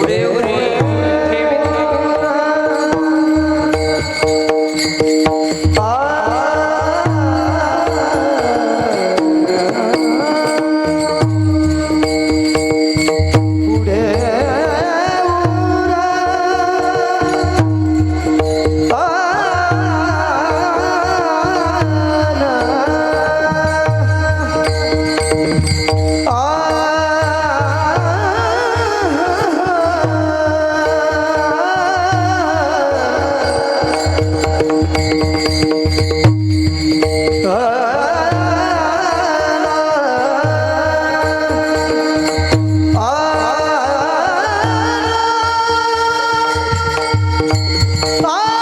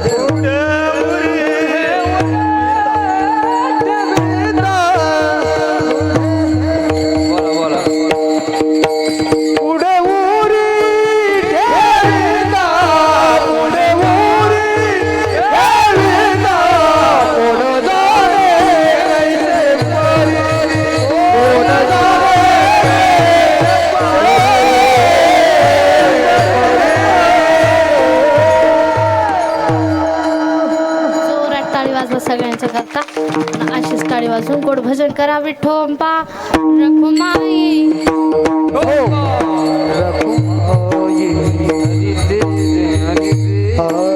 हरे जय जय हरे जय जय हरे जय जय हरे जय जय हरि हरि हरि हरि जय हरे हरे हरे हरे हरे जय हरि जय हरि जय जय हरि जय जय विठोबा रखुमाई विठोबा रखुमाई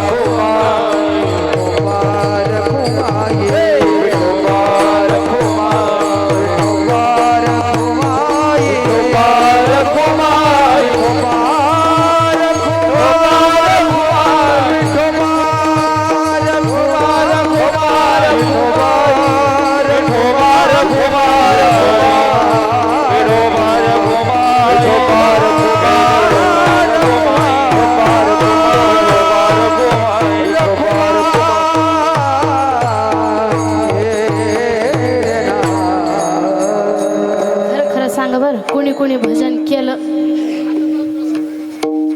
त्यांचं प्रेम होते लेकरांना नाही म्हणूच नाही.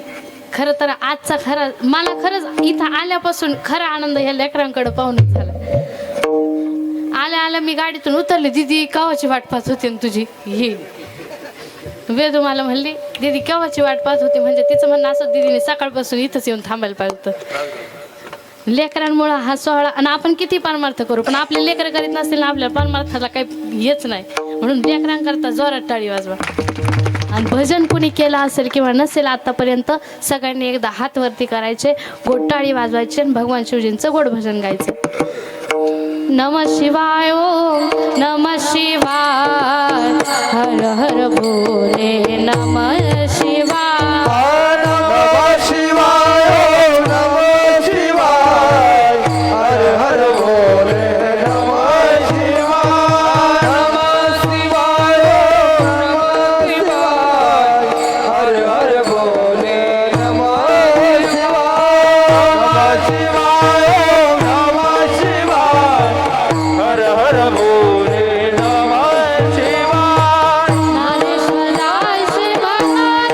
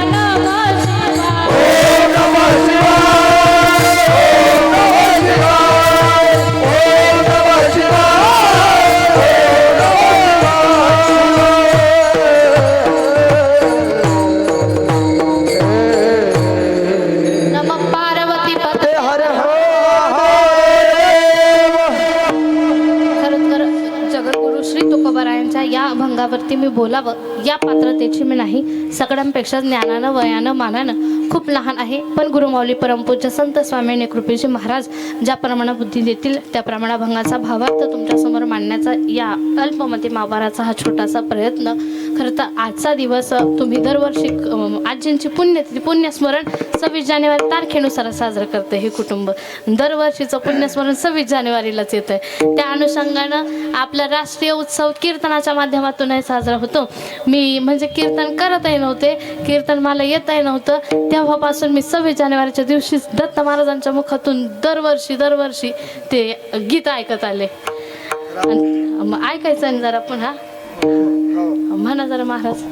हर करम अपना करेंगे ए वतन तेरे लिए, दिल दिया है जान भी देंगे ए वतन तेरे लिए, दिल दिया है जान भी देंगे ए वतन तेरे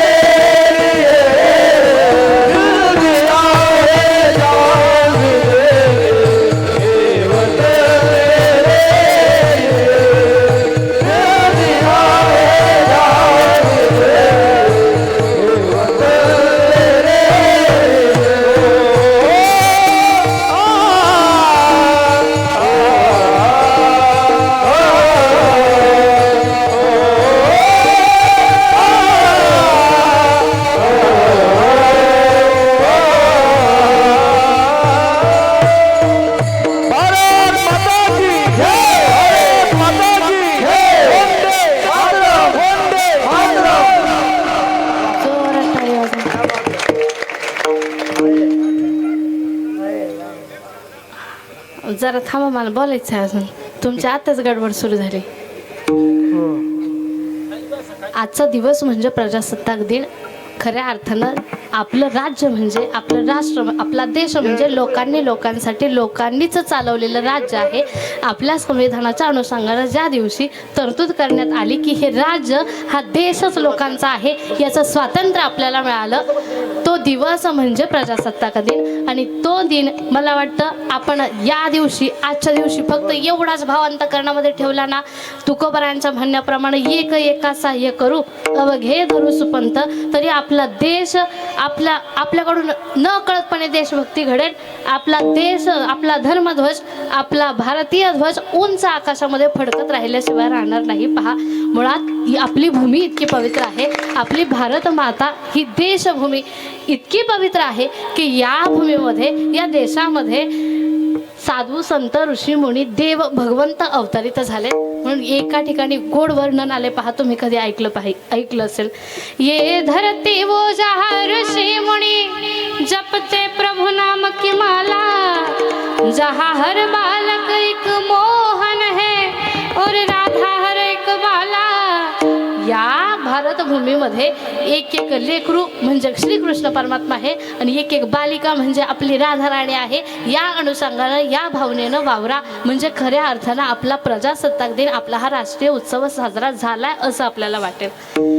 निश्चितपणे आपण आज कीर्तनामध्ये सुरक्षितपणे बसलोय ते कुणाच्यामुळे? महाराजांनी गोड गोड गायलं. पहा, केवळ एक त्या जवानाच्यामुळे आपण सुरक्षितपणे सुखानं खातोय. दुसरा तो किसान म्हणजे शेतकरी.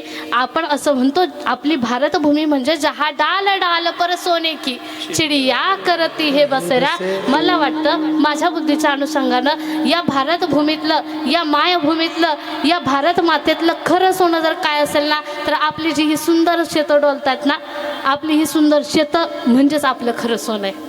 पहा वर्णन करून सांगेन मी तुम्हाला. श्रमातून पिकलेली शेते पहाडोलती धुंद. श्रमातून पिकलेली शेते पहाडोलती धुंद. घामाच्या थेंबातून सांडे हृदयातील आनंद. घामाच्या थेंबातून सांडे हृदयातील आनंद. जय हरित क्रांतीच्या देशा, जय विश्व शांतीच्या देशा. जय जय भारत देशा, जय जय भारत देशा. जय जय भारत देशा, जय जय भारत देशा. आपली ही भारतीय संस्कृती, आपली भारतीय परंपरा, आपला धर्मध्वज अबाधित ठेवायचा हा काम जर कुणाच्या हातामध्ये असेल ना, अनेक माय मावल्या माझ्यासमोर बसलेल्या आहेत, तुमच्या हातात आहे. आपल्या लेकरांना देशप्रेमी तरी बनवा, एक तर देवप्रेमी तरी बनवा, धर्मप्रेमी तरी बनवा.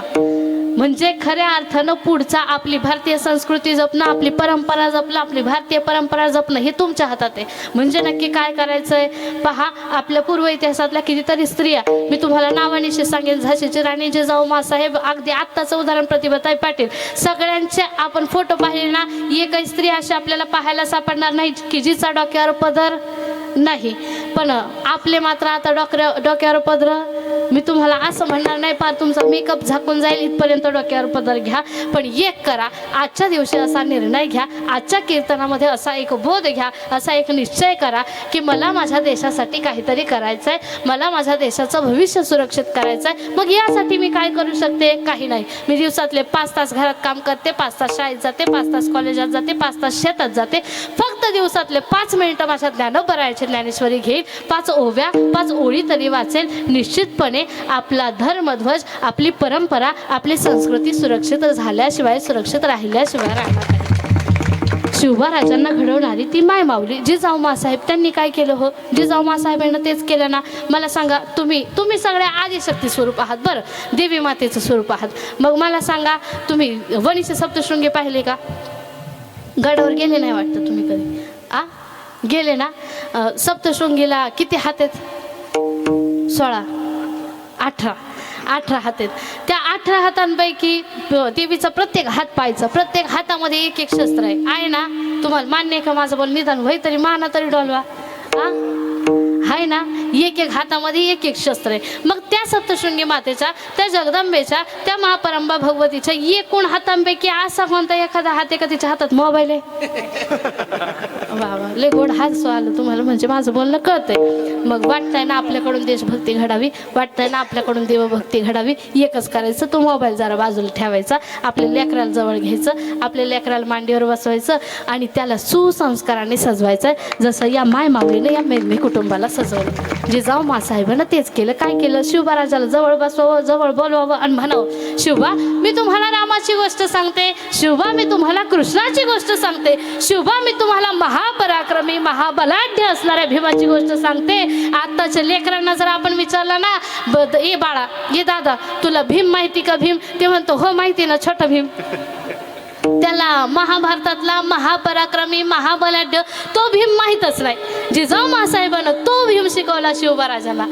श्रीरामाने रावण वधिला लढुनी, वानरा वीर जमवोनी, घे स्वतंत्रता कंसाच्या पासोनी, गोविंद गोप जमवोनी, तू तसा वीर होशील का, तलवार करी धरशील का, जमवुनी मावळे गडका, रणिवधावया देश शत्रूचा मेळा, उठ रे उठ शिवराया.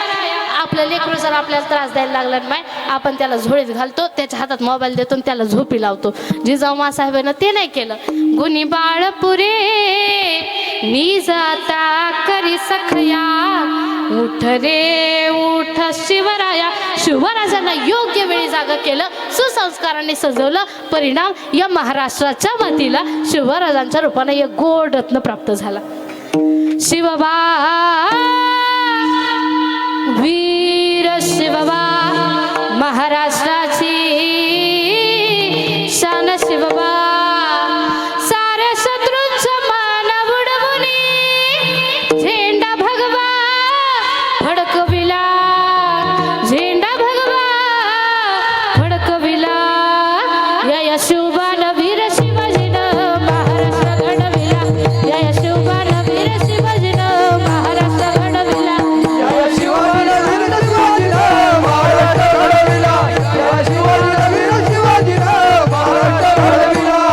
शिवबा शूर शिवबा महाराष्ट्राची शान. शिवबा वीर शिवबा शूर शिवबा महाराष्ट्राची शान. शिवबा या शिवबान वीर शिवाजीनं महाराष्ट्र घडविला, या शिवबान वीर शिवाजीनं महाराष्ट्र घडविला.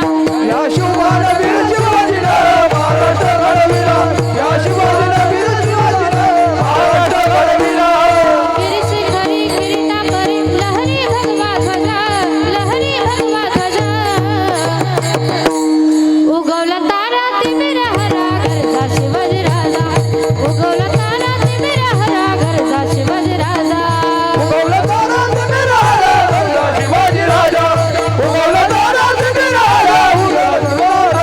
माझ्या जिजाऊची पुण्याई कशी आली व फळाला, माझ्या जिजाऊची पुण्याई कशी आली व फळाला. राजा शिवबा जन्मला, तो बापाचा बाप राजा शिवबा जन्मला. बापाचा बाप राजा शिवबा जन्मला,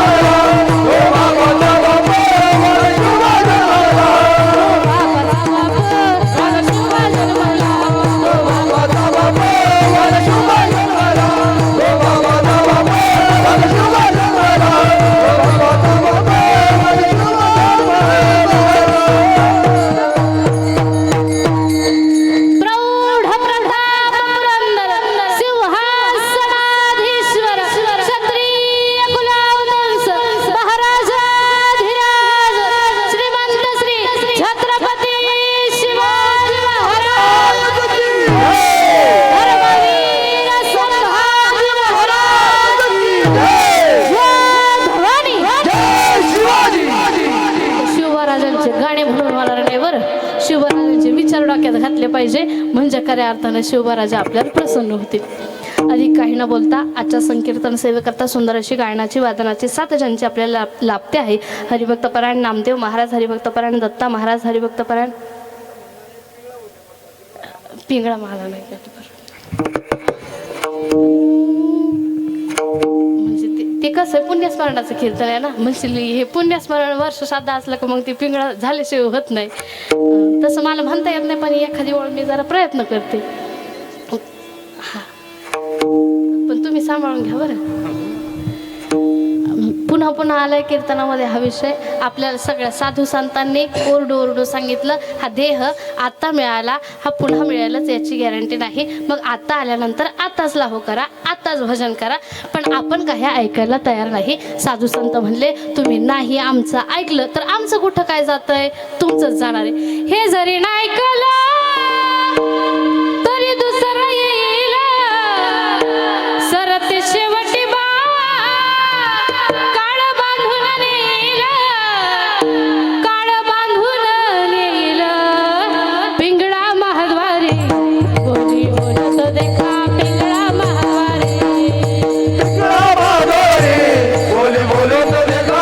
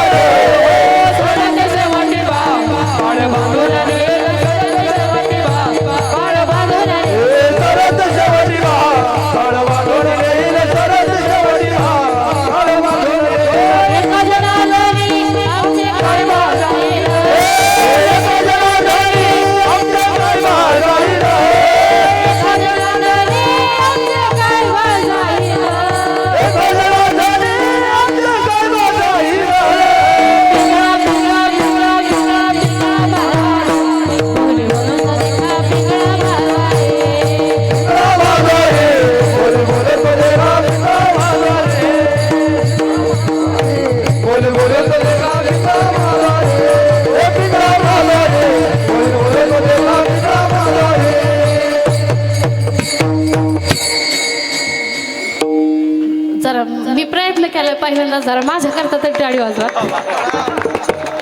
सुंदर अशी गायनाची साथ ज्यांची आपल्याला लाभते. हरिभक्त पारायण नामदेव महाराज हरिभक्त पारायण, दत्ता महाराज हरिभक्त पारायण, सुखदेव महाराज सुद्धा लेट का व्हायला पण उभे राहिले. महाराजांच्या चरणावरती नतमस्तक हरिभक्त पारायण, धर्म महाराज हरिभक्त पारायण, अशोक महाराज सर्वांच्या चरणावरती नतमस्तक होते. आपल्या चोपदारांच्या करता जोरात टाळी वाजवा. हरिभक्त पारायण अमोल महाराज हरिभक्त पारायण, उदार अंतःकरणाने उभे असणारे गुरुस्थानी असणारे बाळू महाराज उपस्थित आहेत. नाना महाराज त्याचप्रमाणे आपले तडाखे यांना बसलेले आहेत. त्यांच्याही चरणावरती नतमस्तक होते. आपल्या विणेकरीत आईंच्याही चरणावरती नतमस्तक होते. आणि विशेष गोड टाळी वाजवा आपले पखवाज वादक महाराजांकरता देवानंद महाराज ढोलसे. त्यांनी वाजवताना अजिबात कंजूसी केलेली नाही. त्यांच्यामुळे आपण सगळा आनंद घेऊ शकलो. जरा त्यांच्याकरता टाळी वाजवताना आता तुम्ही कंजूसी करू नका. एवढ्या हलक्या टाळ्या जरा मोकळ्या मनाने वाजवाना झाले आता. आणि विशेष म्हणजे सगळीच परिसरातली जे सुश्रेष्ठ मंडळ, मला वाटतं आज काही काही अशा अनुषंगाने कीर्तन आले दीचं हे शक्य होतं आपल्या परिसरातलं शेवटचं कीर्तन असू शकतं. दीदी आता परत कधी येते कधी नाही अशाच अनुषंगाने आलेत काही काय जे अशा अनुषंगाने अशा विचाराने आले त्यांच्या चरणावर नतमस्तक, सगळ्यांच्या चरणावर नतमस्तक. चुकून जर कीर्तनामध्ये एखाद्याला आज डुकला लागलेला असला झोपलेला असला तर त्याला मग वाटलं पुन्हा तेच कीर्तन ऐकवतं जरा पहा यूट्यूबच्या माध्यमातून. दादांनी गोड शूटिंग केलेलं आहे. त्यांच्याही चरणावरती नतमस्तक. सुंदरशी साऊंड सिस्टीम आहेत आपले काशीनाथ भाऊ माऊली कृपा साऊंड. जोरात टाळी वाजवा त्यांच्या. सुंदर अशी हार्मोनियमची साथ ज्यांची आपल्याला लाभते आहे. हरिभक्त पारायण देवीदास महाराज त्यांच्याही चरणावरती नतमस्तक. आणि विशेष म्हणजे सगळंच पुणेगावचं भजनी मंडळ अगदी माझ्यावरती स्वतःच्या लेकराप्रमाणे प्रेम करणारी स्वतःच्या नातीप्रमाणे प्रेम करणारी ही सगळी महाराज मंडळी, आमचे भाऊसाहेब पाटील आणि ही सगळीच महाराज मंडळी या ठिकाणी उपस्थित आहेत. ज्येष्ठ श्रेष्ठ तुम्हा सर्वांचे आशीर्वाद माझ्या पाठीशी असू द्या. आमचं मी नेहमीच सांगते आणि मला अभिमान आहे असं म्हटलं तरी चालेल, कीर्तनकार असल एखाद्या गावात तर त्या कीर्तनकाराची गावातली कुणीच बोलत नाही. माझ्या बाबतीत असं आहे, मी जिथं जाईल तिथं गाव माझ्या पाठीशी. अगदी माझ्यावरती खरं तर ही मुलगी म्हणताना अण्णांची मुलगी असं कोणी स्पेसिफिक म्हणतच नाही. माळेकरांची मुलगी किंवा माळ्यावाल्यांची पोरगी असंच म्हणून अगदी माझ्यावरती स्वतःच्या लेकराप्रमाणे प्रेम करणारे आमचे संजू काका, नाना, अंबादास काका, सुनील काका मागे बसले आहेत. सर्वांच्या चरणावरती नतमस्तक होते. आणि विशेष म्हणजे आहे माझ्या लक्षात आहे, ज्यांच्यापासून मी तयार झाले त्यांना कशी काय विसरेन. अगदी बरोबर. पहा मी जर अगदी खरं घरचेच आहे सगळे, त्याच्यामुळे मग काय खोटं बोलायचं किंवा काय लपवायचं. मला जर एखाद्या ठिकाणी सुचत नसलं बाबा कोणता अभंग घ्यायचा, कसा घ्यायचा, काय चिंतन मांडायचं, सरळ देवदास बाबांना फोन करायचा, बाबा असं औचित्य आहे आणि कसा अभंग निवडू, काय चिंतन मांडू इथपर्यंत. आणि बाबांनी मला तसं मार्गदर्शन करावं. इथं जे बोलते ना मी अगदी थोडे सुद्धा जे श्लोक म्हणते प्रमाण म्हणते ते सगळे बाबांनी माझ्याकडून पाठ करून घेतलेले आहेत. पुन्हा त्यांच्या चरणावरती नतमस्तक होते. अगदी गुरुस्थानी असणारे हरिभक्त पारायण देवीदास बाबा म्हाळुंगीकर या ठिकाणी उपस्थित आहेत. त्यांच्या चरणावरती नतमस्तक. आणि विशेष म्हणजे आपल्या परिसराला लाभले एक गोड महात्म्य अगदी नेहमीच मी बाबा सांगते म्हणते, एक प्रार्थना करते तुमच्या चरणावरती तुमचा वरद हस्त, तुमचा कृपा हस्त या लेकराच्या पाठीशी नेहमीच असू द्या. हरिभक्त पारायण रामकृष्ण बाबा पिंपरखेडकर. आणि विशेष म्हणजे पुणेगाव, कोशिंब, माळ, पांडानं सगळीच परिसरातली मंडळी या ठिकाणी उपस्थित आहेत. आणि पिंपळपाड्याचं भजनी मंडळ या ठिकाणी उपस्थित आहेत. सर्वांच्या चरणावरती आज इथं येताना माझं अख्खं कुटुंबसुद्धा माझ्यासोबत आलेलं आहेत. माझी आजी, आई आणि विशेष म्हणजे ज्यांच्या संस्कारांची शिदोरी घेऊन मी तुमच्यासमोर बोलते आहेत असे माझ्या अण्णा कीर्तनामध्ये बसलेले आहेत. त्यांच्याही चरणावरती नतमस्तक होते. कोणाचं नाव जर चुकीनं राहिलं असेल तर इकडं आमचे लहानू पाटील बसलेले आहेत मागे, त्यांच्याही चरणावरती नतमस्तक. आणि पुन्हा एकदा गोड गोड टाळी वाजवा या मेन्नी कुटुंबियांकरता. निश्चितपणे तुम्हा सर्व मायबापांची सेवा माझ्याकडूनही नितांतपणे सातत्यानं घडत राहो ही प्रभूचरणी प्रार्थना. कोणाचं नाव जर चुकीनं राहिलं असेल, आपले घडवजे अण्णा या ठिकाणी, नाना शिवाजी नाना राहिलेत, आपले पिंपरखेडकर भजनी मंडळ राहिलेलं आहे, त्यांच्याही चरणावरती नतमस्तक. कोणाचं नाव जर चुकीनं राहिलं असेल, सरपंच काका सगळेच आता घरचेच आहेत. आता जर नावं घ्यायचं म्हटलं मग पाठपर्यंत इथंच बसावं लागेल तुम्हाला. मला वाटतं इथं आलेले सगळेच म्हणजे कुणीच नावा करता नाही, नामा करता आलेले. सर्वांच्या चरणावरती नतमस्तक. सर्वांचेच आभार. आणि झालेली सेवा सद्गुरू चरणी, परमात्म्याच्या चरणी, या माय माऊलीच्या चरणी समर्पित करून सेवेला पूर्णविराम. निवृत्ती राया, निवृत्ती राया सोपान मुक्ताबाई ज्ञान सखया निवृत्ती राया निवृत्ती राया सोपान मुक्ताबाई ज्ञानसखया सोपान मुक्ताबाई ज्ञान सखया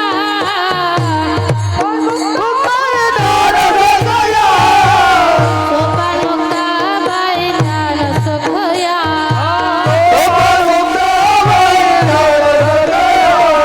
निवृत्ती राया निवृत्ती राया सोपान मुक्ताबाई ज्ञान सखया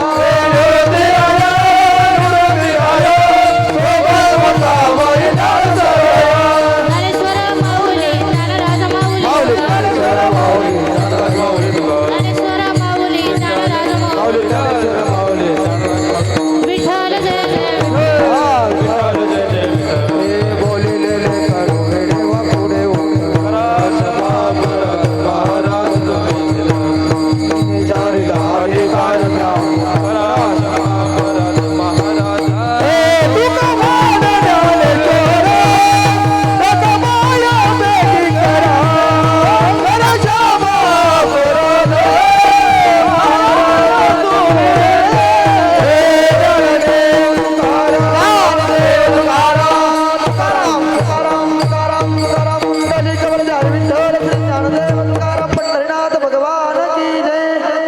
दोन मिनिटं कोणी आपली जागा सोडू नका.